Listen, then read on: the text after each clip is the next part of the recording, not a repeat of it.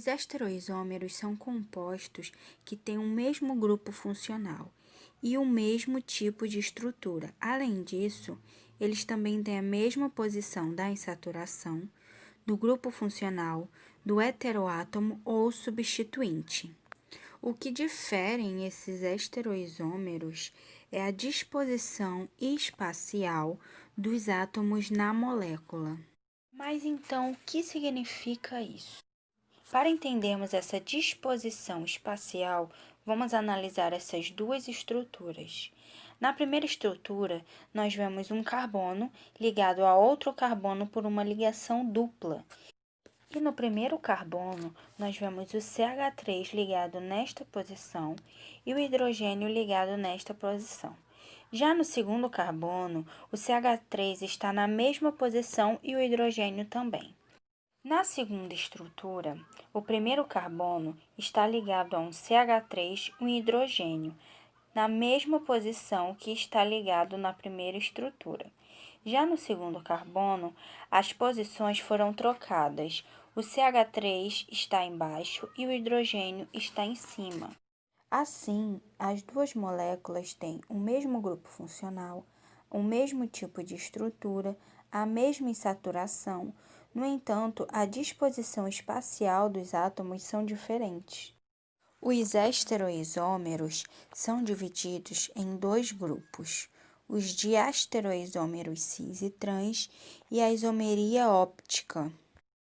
Partindo para a diastereoisomeria, ela ocorre em cadeias abertas que apresentam dupla ligação entre os átomos de carbono, ou ela ocorre em cadeias carbônicas cíclicas saturadas.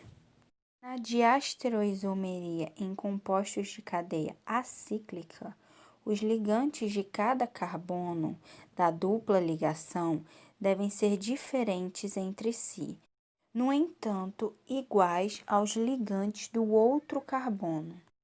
Vamos para o exemplo.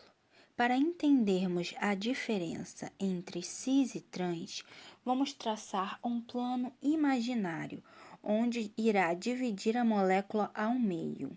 Na primeira estrutura, depois que traçamos o plano imaginário, os dois heteroátomos, que no caso é o cloro, no carbono 1 ficou abaixo do plano e no carbono 2 também ficou abaixo do plano. Já que os dois cloros ficaram abaixo do plano, essa primeira estrutura tem a configuração cis.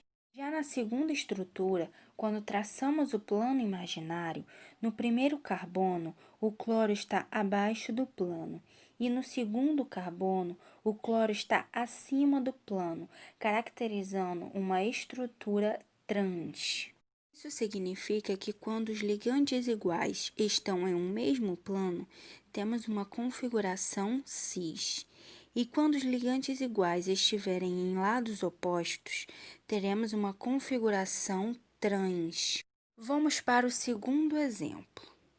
O ligante CH2CH3 está acima do plano, tanto no carbono 1 quanto no carbono 2. Então, o nome desse composto fica cis-X3-eno. Agora, na segunda estrutura, o ligante está acima do plano no carbono 1 e abaixo do plano no carbono 2. O nome desse composto fica trans-X3-eno. Agora, nós vamos trabalhar com cadeias carbônicas fechadas. Mas para que isso ocorra, basta que pelo menos dois átomos de carbono do ciclo tenham ligantes diferentes entre si e iguais aos de outro átomo de carbono. No primeiro exemplo, o nosso ligante em questão é o CH3. Na primeira estrutura, o CH3, tanto no carbono 1 quanto no carbono 2, estão abaixo do plano, obtendo uma configuração cis. Na segunda estrutura, o nosso ligante, o CH3, está em planos opostos. No carbono 1, o CH3 está abaixo do plano, e no carbono 2, o CH3 está acima do plano, obtendo uma configuração trans. Agora nós vamos estudar sobre um caso à parte, que é a diastereoisomeria E e Z, que ocorre com alcenos, cujos átomos de carbono da dupla tenham em conjunto mais de 2 ligantes diferentes. Primeiramente, precisamos saber que nesse sistema a letra E representa a palavra opostos e a letra Z representa a palavra juntos. No sistema E e Z, nós vamos analisar cada ligante dos carbonos da dupla ligação. E devemos colocar uma ordem de prioridade. Mas como ocorre essa prioridade? Ocorre pelo ligante que tiver o maior número atômico. No primeiro exemplo, nós temos a estrutura 3-metil-pente-2-eno. Analisando o carbono 1, vemos que ele tem um ligante CH3, o metil, e o outro ligante é um CH2CH3, um etil. Para sabermos qual ligante do carbono 1 terá prioridade, vamos calcular o número atômico de cada ligante. No ligante metil, nós temos o CH3. O número atômico do carbono é 6 e o número atômico do hidrogênio é 1. Então, vai ser 6 mais 1 vezes 3, porque nós temos 3 hidrogênios, que será igual a 9. No nosso segundo ligante, nós temos um etil, o CH2CH3. O CH2 tem número atômico igual a 8 e o CH3 tem número atômico igual a 9, totalizando 17.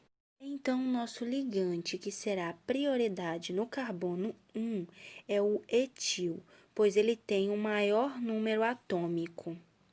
Já no carbono 2, nós temos o ligante hidrogênio, que tem um número atômico igual a 1, e nós temos o outro ligante, que é o metil, que tem um número atômico igual a 9.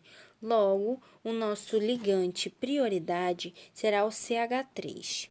Como a prioridade do nosso carbono 1 está abaixo do plano e a prioridade do nosso carbono 2 também está abaixo do plano, nós temos um isômero Z.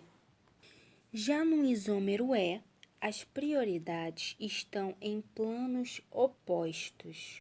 Outra coisa importante é não relacionar os termos cis e Z e os termos trans e E, pois eles não pertencem ao mesmo conceito e nem à mesma nomenclatura.